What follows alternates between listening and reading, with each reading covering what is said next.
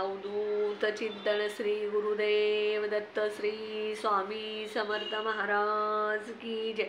स्वामी दत्त सेवा या चॅनलवर तुम्हा सर्वांचे खूप खूप स्वागत। तुम्हा सर्वांचं आरोग्य उत्तमाचं राहू दे, राहिलेलं आयुष्य तुमचं आरोग्यदायी जाऊ दे, तुम्हाला दीर्घायुष्य मिळू दे असं मी स्वामी चरणी प्रार्थना करते आणि माझ्या व्हिडिओला सुरुवात करते।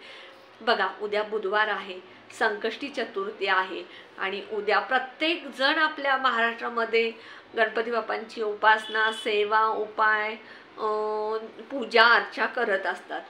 तर बघा, उद्या गणपती बाप्पांचा वार, आपल्या गणपती बाप्पांचा वार बुधवार आहे आणि याच दिवशी संकष्टी चतुर्थी आलेली आहे। त्यामुळे ह्या संकष्टी चतुर्थीला अनन्यसाधारण असं खूप महत्त्व आहे आणि ह्या दिवशी आपल्याला काही सेवा केल्या, गणपती बाप्पांचे पूजा अर्चा केली, गणपती बाप्पांना अभिषेक घातला, गणपती बाप्पांचे दुर्वा घालून, जास्वंदचं फूल घालून पूजा जर मनापासून केली तर तुमच्या मनातील सगळ्या इच्छा पूर्ण होतील। बघा, मुलांच्या शिक्षणासाठी, नवऱ्याच्या व्यवसायासाठी, घरातील काही अडचणी असतील, संकट असतील, हे सगळं दूर करण्यासाठी आपल्याला उद्या काही उपाय करायचे। मुलं हट्टी आहेत, रडतात, ऐकत नाहीत, आपल्याला पाहिजे त्या गोष्टी मिळवण्यासाठी चिडचिड करतात। काही मुलं अभ्यास खूप करतात पण त्यांना मनासारखे मार्क मिळत नाहीत। मुलं खूप शिकले, डिग्री चांगली मिळाली पण त्यांना मनासारखा जॉब मिळत नाही आहे। ह्यासाठी मुलांचं मुलगी चांगली शिकली आहे, नोकरी चांगली आहे, लग्न मनासारखा नवरा मिळत नाही, ह्यासाठी आजारी व्यक्तींसाठी कुठल्याही तुमच्या कठीणातील कठीण इच्छेसाठी तुम्हाला हा उपाय उद्या केला तरी चालतो।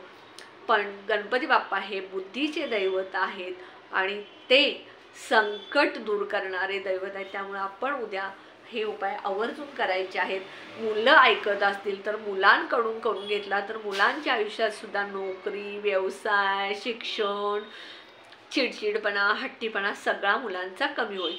तर काय करायचं आहे बघा, सकाळी कसं असतं, आपण आपली देवपूजा, आपलं जे नित्यनेमाचं असतं ते सगळं उरकून घ्यायचं। सकाळी उठल्यानंतर तुम्ही आंघोळ करा, उंबऱ्याची पूजा करा, तुळशीला पाणी घाला, नित्यनेमाची पूजा करा। मुलांना सकाळी वेळ असेल तर मुलांकडून करून घ्या, मुलांना सकाळी वेळ नसेल तर मुलांकडून संध्याकाळी करून घ्या। मुलं करत नसतील तर मग तुम्ही आईनं किंवा वडिलांनी ही सेवा केली तरी चालेल, पण मुलं करत असतील तर सगळ्यात उत्तम, ज्यांची मुलं ऐकत नाही त्यांच्या आई वडिलांनी केलं तरी चालतं। सगळ्यात पहिल्यांदा गणपती बाप्पांची मूर्ती तामणमध्ये घ्यायची, अभिषेक घालायचा, ओम गण गणपते नमो नमः म्हणत अभिषेक घाला। 21 वेळा म्हणा, 51 वेळा म्हणा, 108 वेळा म्हणा आणि पाण्यानं अभिषेक घालायचा आणि त्यानंतर गणपती बाप्पांची मूर्ती उचलायची तामणमधनं आणि स्वच्छ पुसायची आणि देवघरामध्ये स्थापन करायची। त्या गणपती बाप्पांच्या मूर्तीखाली अखंड तांदूळ तुम्ही हळद कुंकू लावलेले मूर्तीखाली ठेवा आणि त्यावरती उद्या मूर्ती स्थापन करा आणि त्यानंतर ते तुम्ही जे अभिषेक घातलाय ते पाणी तुम्ही मुलांना द्या प्यायला, किंवा मुलं स्वतः घातली असतील तर मुलांना स्वतःला प्यायला सांगा, राहिलेलं पाणी माठात ओतायला सांगा। घरात सगळ्यांना ते तीर्थ म्हणून जाऊ शकतं। त्यानंतर गणपती बाप्पांना अष्टगंध, हळद कुंकू घालायला सांगायचं मुलांना किंवा तुम्ही घालायचं। त्यानंतर एक जास्वंदचं फूल अर्पण करायचं आणि गणपती बाप्पांना जी काही इच्छा आहे ती बोलायला सांगायची। मुलं बोलत असतील तर, मुलं करत असतील तर मुलांना बोलायला लावायचं, मुलं करत नसतील तर तुम्ही मुलांच्या साठी बोलायचं। त्यानंतर 21 दुर्वा अर्पण करायच्या, गूळ खोबऱ्याचा नैवेद्य दाखवायचा, शुद्ध गाईच्या तुपाचा नैवेद्य दाखवायचा। समजा तुमच्याकडे गूळ खोबरं नसेल तर तुम्ही गोड पेढ्याचा, मोदकचा, गव्हाच्या खिरीचा सुद्धा नैवेद्य उद्या करून दाखवला तरी चालेल। त्यानंतर तुम्ही 3 वेळा गणपती अथर्व शीर्ष म्हणायला लावा मुलांना। मुलं म्हणत असतील तर मुलांना म्हणायला लावा, जर मुलं म्हणत नसतील तर तुम्ही म्हणा, पण मुलांना जवळ बसवून घ्या आणि श्रवण करायला सांगा आणि 3ऱ्या वेळेला अथर्व शीर्ष म्हणून झाल्यानंतर फलश्रुती म्हणा आणि त्यानंतर तुम्ही तुमच्या ज्या काही इच्छा आहेत त्या बोलून, मुलांच्यासाठी असू द्यात, शिक्षणासाठी, नोकरीसाठी, व्यवसायासाठी, लग्नासाठी असू त्या बोला। त्यानंतर बघा, कलाव्याचा जो एक दोरा मिळतो पूजेच्या दुकानामध्ये लाल पिवळा जो दोरा असतो तो तुम्ही कॉटनचा शक्यतो मागून घ्या. नायलॉनचा असेल तर त्याला बांधल्यानंतर त्या गाठीत सुटतात. त्यामुळे कॉटनचा कलाव्याचा दोरा द्या म्हणायचं, ते देतात. तो दोरा घेऊन आपण घरी यायचं आणि आपण गणपती बाप्पांच्या समोर बसायचं. आपली एक इच्छा बोलायची. त्यानंतर ओम गण गणपते नमो नम म्हणायचं. एक गाठ त्या दोऱ्याला बांधायची. दुसरी गाठ बांधायची. ओम गण गणपते नमो नम म्हणायचं, इच्छा बोलायची. तिसरी गाठ बांधायची. ओम गण गणपते नमो नम म्हणायचं आणि गाठ मारायची. चौथी इच्छा बोलायची. ओम गण गणपते नमो नम म्हणायचं, चौथी गाठ मारायची. असं 7 वेळा तुम्ही ओम गण गणपते नमो नम म्हणत 7 वेळा 7 गाठी बांधायच्या आणि इच्छा तुमच्या 7 वेळा बोलायच्या. आणि त्यानंतर हा दोरा, एक श्रीफळ, 21 दुर्वा, एक जास्वंदचं फूल मिळालं तर, नाहीतर लाल गुलाबाचं फूल घ्या. त्यानंतर गूळ खोबरं आणि शमीची पानं. शमीची पानं म्हणजे लाजाळूची पानं नव्हे, तर शमीची पानं म्हणजे सौंदर्याचं झाड असतं बघा, त्या झाडाची पानं असतात. तुम्ही शमीची पानं म्हटलं तर तुम्हाला मिळतात.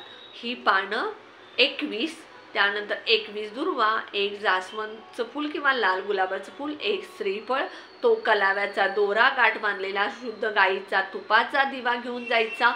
गूळ खोबऱ्याचा नैवेद्य घेऊन जायचा. मंदिरात गणपती बाप्पांचं जिथं मंदिर आहे तिथं जायचं.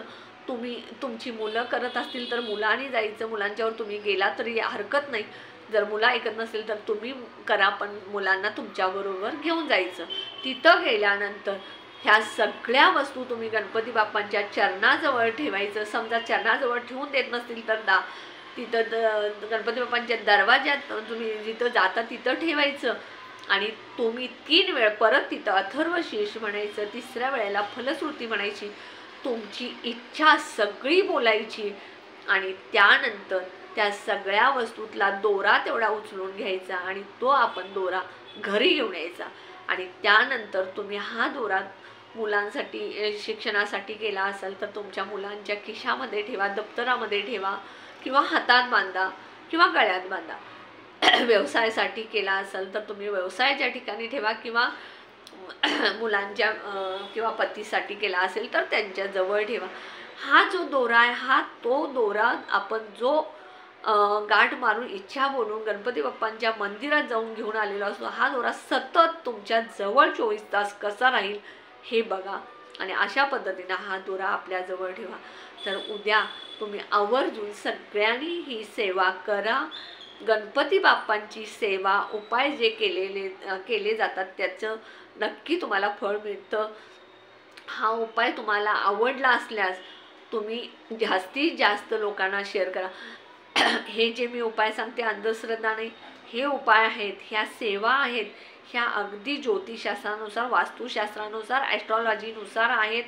आणि ह्या सेवा तुम्ही कमी खर्चात घरातल्या वस्तू घेऊन करता, त्यामुळे तुम्हाला खर्च पण कमी येतो.